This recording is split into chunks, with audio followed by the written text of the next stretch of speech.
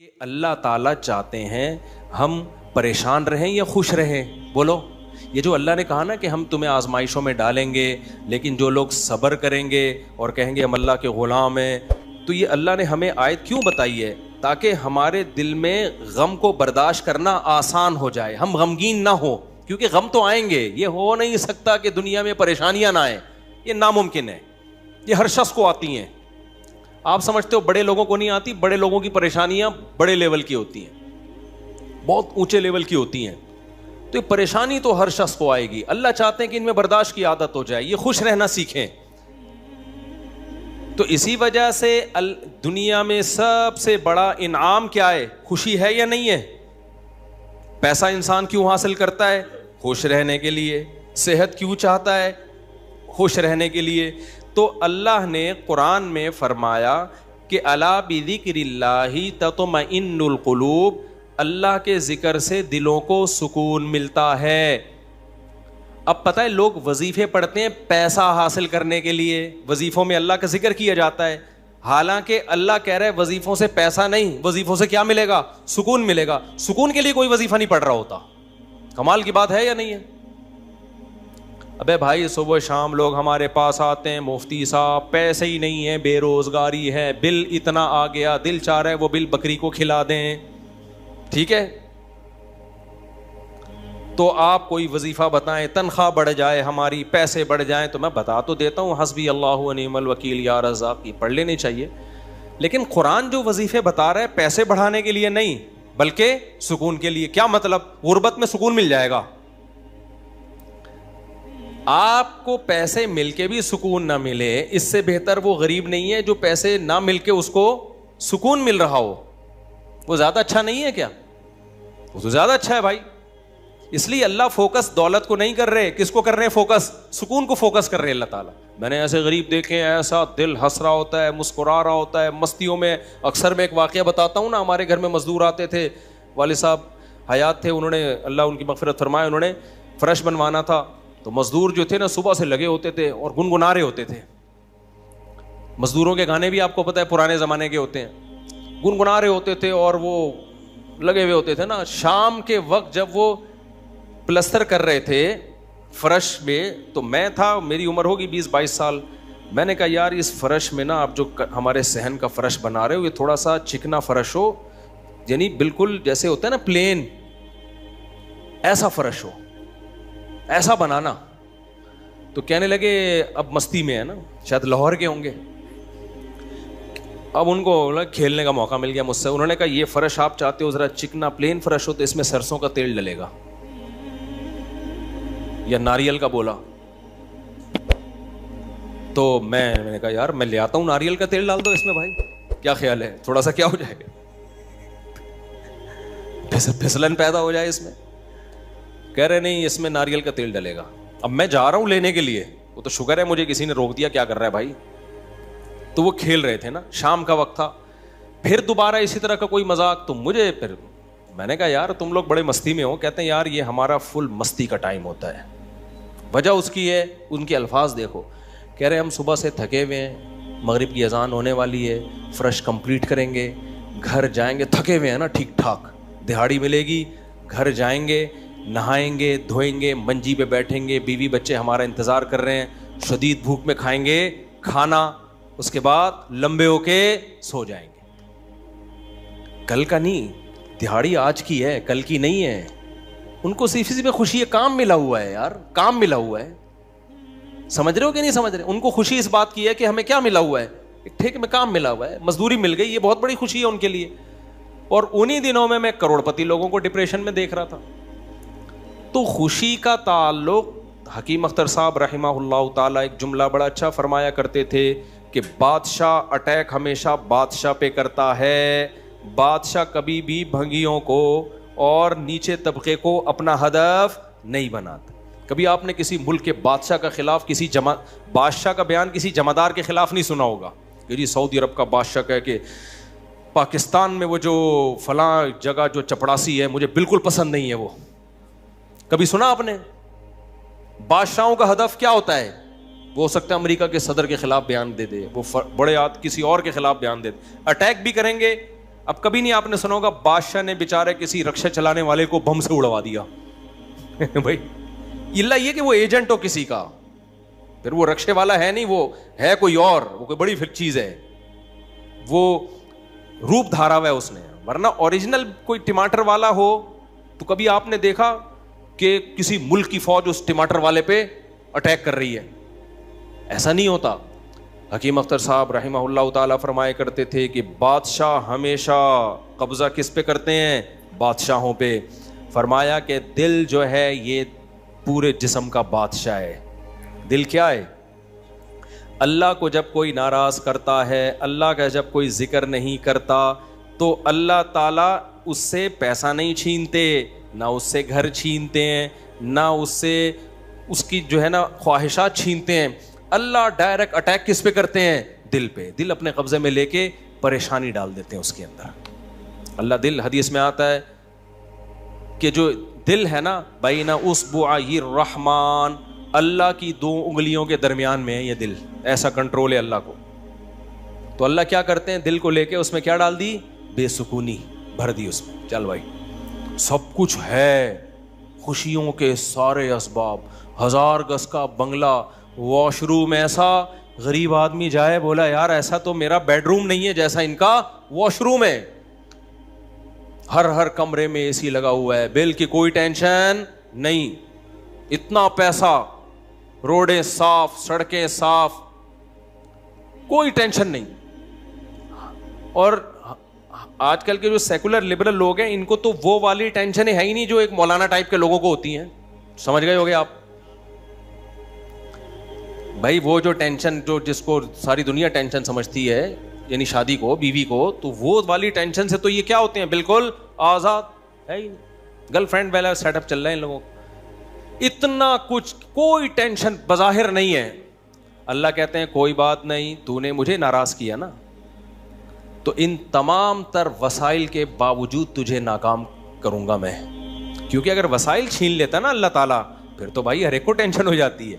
اللہ کہتا ہے ان ساری خوشیوں میں ان خوشیوں پہ اٹیک نہیں کروں گا. میں بادشاہ ہوں, بادشاہ حملہ کس پہ کرتے ہیں؟ بادشاہوں پہ. تیرے دل کو اپنے قبضے میں لے کے اس میں سے سکون نکال کے اس کی جگہ کیا ڈال دوں گا؟ بے سکونی. جتنا گناہوں میں لذت حاصل کرنے کے لیے آگے بڑھے گا نا. اچھا پھر ایسا شخص کیا کرتا ہے جب بے سکون ہوتا ہے؟ تو پھر وہ سکون کے لیے شراب کباب کی طرف جاتا ہے, لڑکیوں کی طرف جائے گا, زنا کی طرف جائے گا, دوستیوں کی طرف جائے گا, فحش موویز کی طرف جائے گا. اللہ کہتے ہیں کہ اب جتنا ان چیزوں میں جائے گا نا, وقتی خوشی ملے گی, وقتی راحت, لیکن بے سکونی کے جال میں پھنستا چلا جائے گا. شاعر نے کہا نا, جتنا تڑپو گے جال کے اندر, جال گھسے گا کھال کے اندر.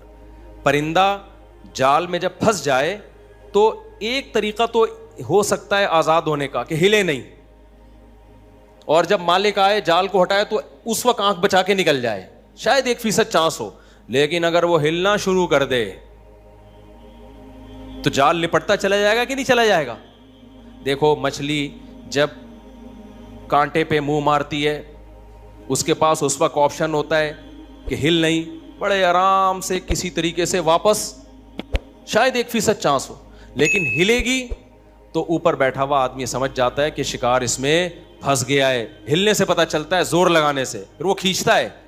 تو جتنا پیچھے زور لگائے گی کانٹا اتنا زیادہ اندر گھسے گا. تو نافرمان کیا کرتا ہے؟ وہ سکون کے لیے فحش فلموں کا سہارا لیتا ہے, وہ لڑکیوں کا سہارا لیتا ہے, وہ نشے کا سہارا لیتا ہے, شراب کباب کا سہارا لیتا ہے.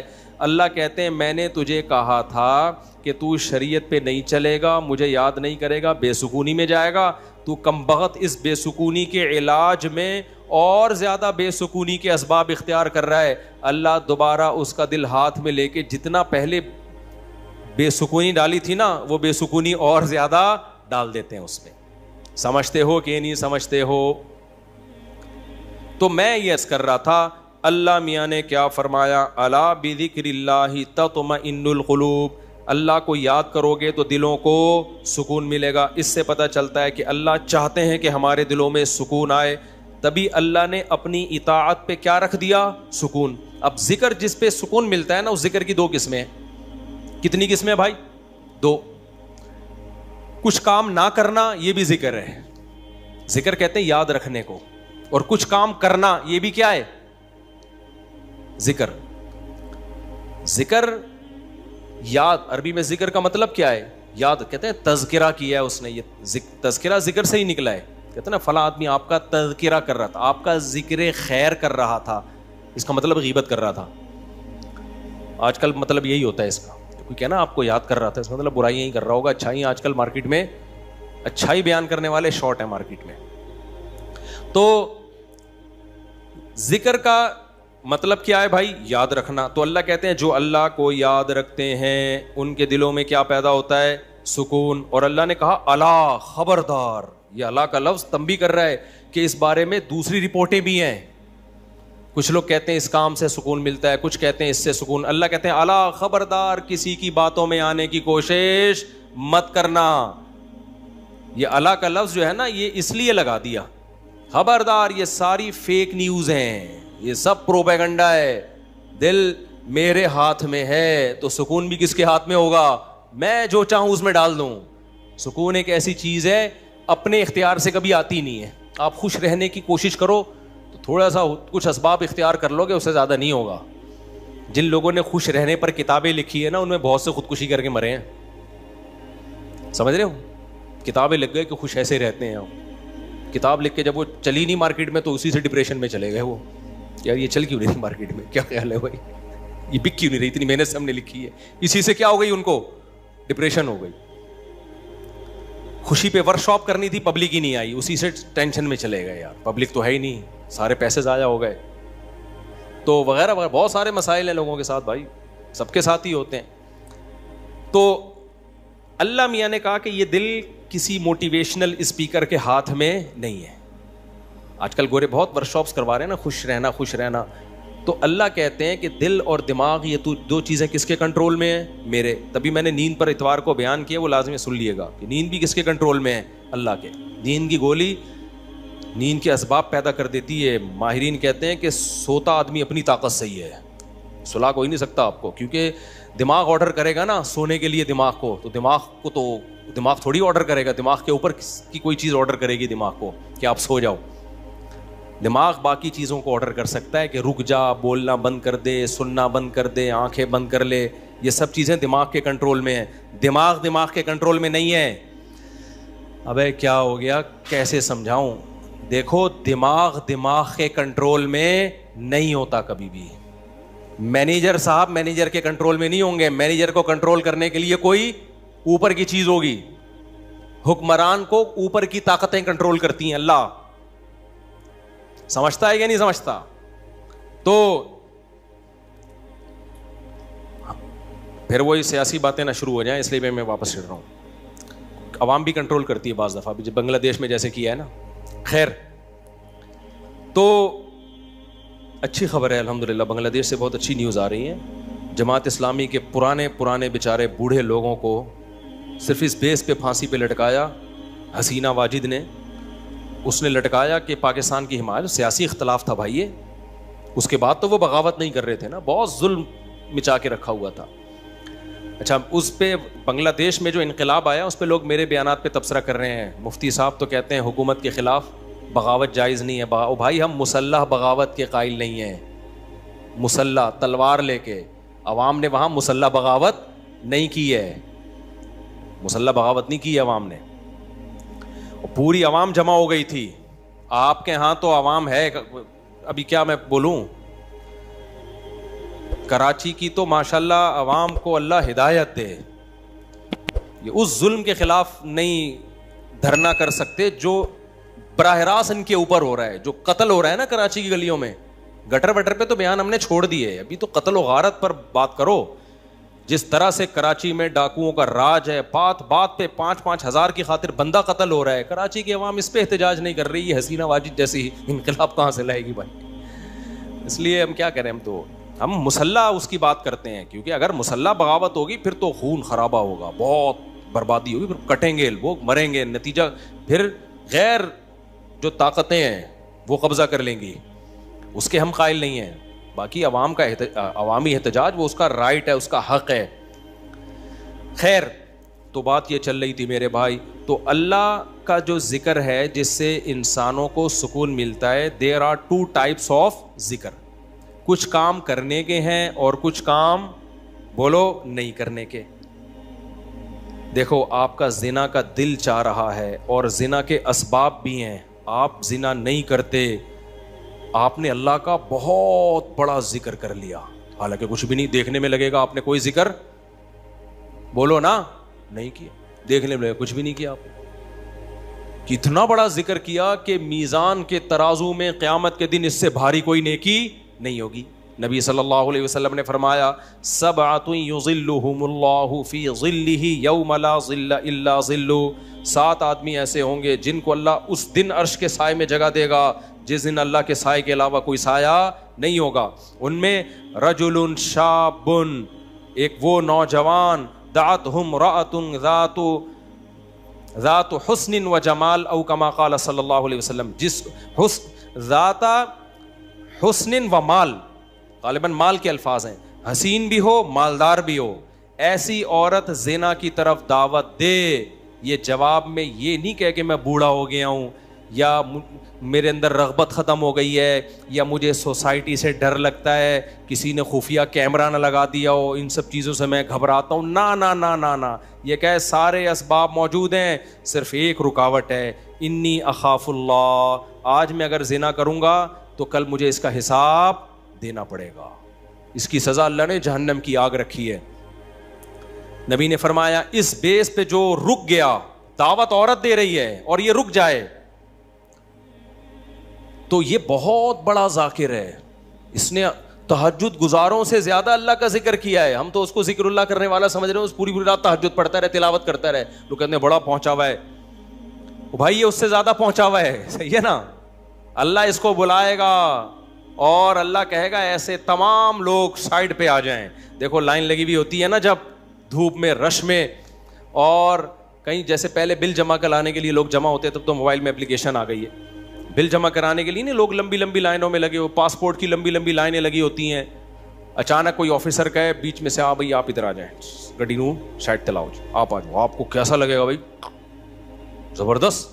میں سعودی عرب میں تھا تو لمبی لائن لگی ہوئی تھی, وہ کوئی امیگریشن آفیسر نے پتہ نہیں کوئی پہچان لیا ہوگا یا کوئی تعلقات ہوں گے, آپ سائڈ پہ آ جاؤ. مجھے بڑی شرم آ رہی ہے بھائی یار, میں پگڑی میں, اور یہ لوگ بولیں گے یار ہم بیوقوف ہیں جو لائن میں کھڑے ہوئے ہیں, لیکن سعودی عرب میں آپ نو نہیں کر سکتے. وہ اگر آپ کو عزت دے رہے ہیں تو آپ کو عزت لینی پڑے گی, ٹھیک ہے نا, ورنہ پھر جو وہ بے عزتی دیتے ہیں نا وہ اس سے ڈبل ہوتی. اس نے کہا سائڈ. وہ کہیں کوئی ہمارے دوست تھے, انہوں نے کہا کہ بھائی مفتی صاحب لائن میں کھڑے ہوئے ہیں, اب میں جا رہا ہوں, لوگ بڑے بڑے یار یہ کیا ہے یار, میں کہہ رہا ہوں بھائی میں گن پوائنٹ پہ جا رہا ہوں, مجھے شوق نہیں ہے, مجھے اللہ کی قسم مجھے لائن میں لگنے کا شوق ہے. ایئرپورٹوں پہ بھی, کراچی ایئرپورٹ پہ بھی جب جاتا ہوں لائن میں, اب کیا ہوتا ہے کہ وہ ہوتا ہے ان کا کوئی ایئرپورٹ کا کوئی سسٹم ہے کہ جو خاص مشہور لوگ ہیں یا کچھ ان کو کوئی پروٹوکول ملتا ہے, وہ گن پوائنٹ پہ ہو رہا ہوتا ہے, تو مجھے لوگوں سے شرم آ رہی ہوتی ہے, لوگ کیا بولیں گے یار. تو یہ خوشی خوشی نہیں ہوتا سب کچھ, تبھی ہم حتی الامکان کوشش کرتے ہیں کسی کو بتائیں نہیں, کوئی پروٹوکول لیں ہی نہیں, منہ پہ کپڑا ڈال کے جائیں. تو ہماری کوشش یہی ہوتی ہے. اچھا بھائی میرے بھائی, تو پھر کیا وہ بات کہاں سے کہاں دائیں میں بہت زیادہ گھوم رہی ہے آج. تو الا بذکر اللہ تطمئن القلوب, جس کو زنا کا موقع ملا اور اس نے زنا نہیں کیا تو یہ سب سے بڑا ذاکر ہے اللہ کی نظر میں, ذکر کرنے والا ہے. دیکھنے میں کچھ بھی نہیں ہے بھائی.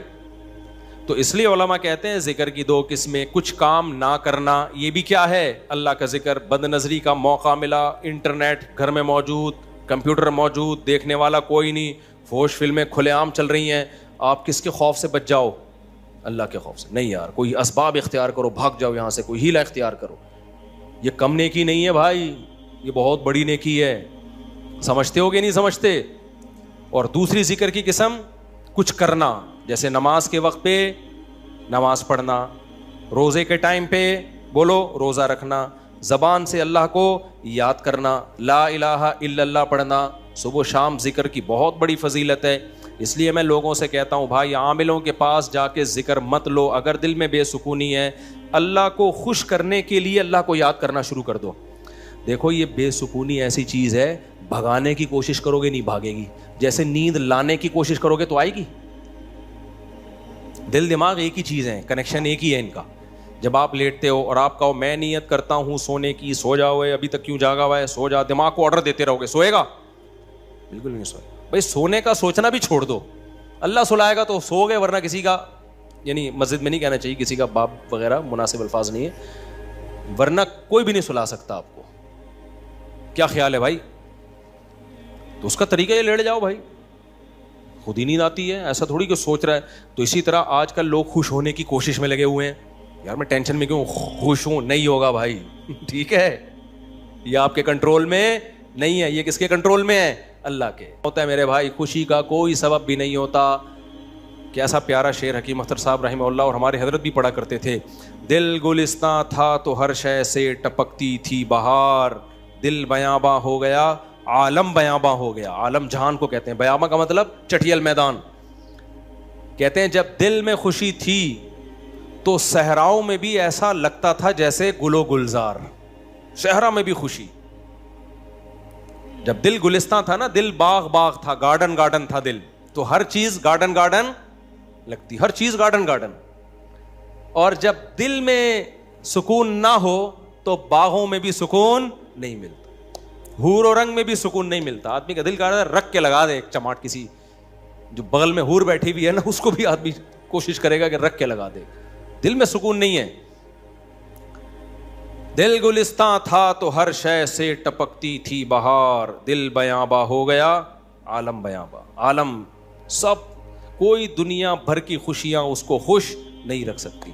تو اس لیے خوشی کی حاصل کرنے کی کوشش مت کرو, ہینڈ اوور کر دو اپنے آپ کو, تسلیم کر دو اپنے آپ کو. کس کے حوالے؟ اللہ کے حوالے.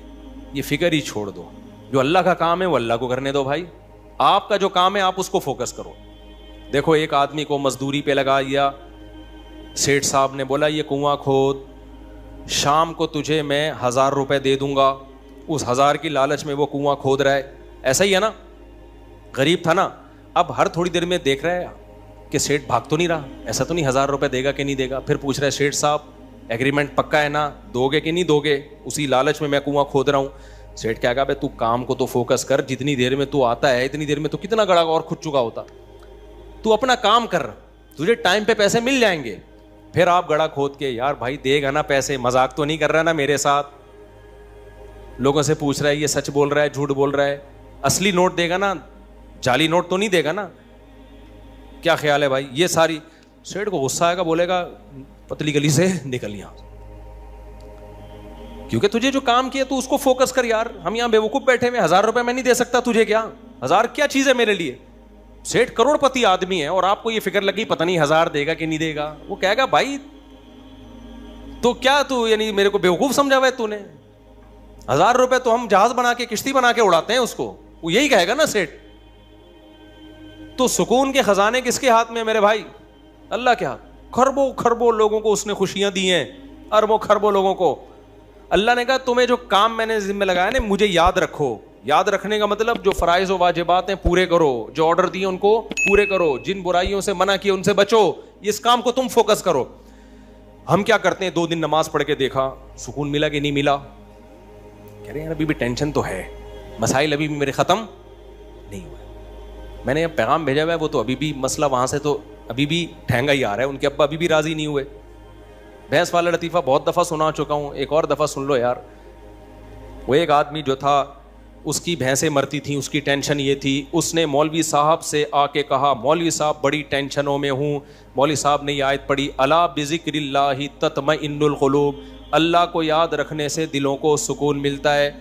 تو جب تو نماز پڑھے گا اللہ کو یاد کرے گا, تجھے سکون ایسے ملے گا کہ تیری بھینسیں مرنا بند ہو جائیں گی. سکون کا مولوی صاحب نے یہ مطلب سمجھا, حالانکہ یہ مطلب تھا نہیں سکون کا, کہ تیری بھینسیں مرنا کیا ہو جائیں گی, بند. بھائی سکون ایسے ملے گا, بھینسیں مرے نہ میرے, تیری ترجیحات ہی چینج ہو جائیں گی. بھینس مرنا اب تیرے لیے اتنا بڑا ایشو رہے گا نہیں, تیری ترجیحات ہی کچھ اور بن جائیں گی.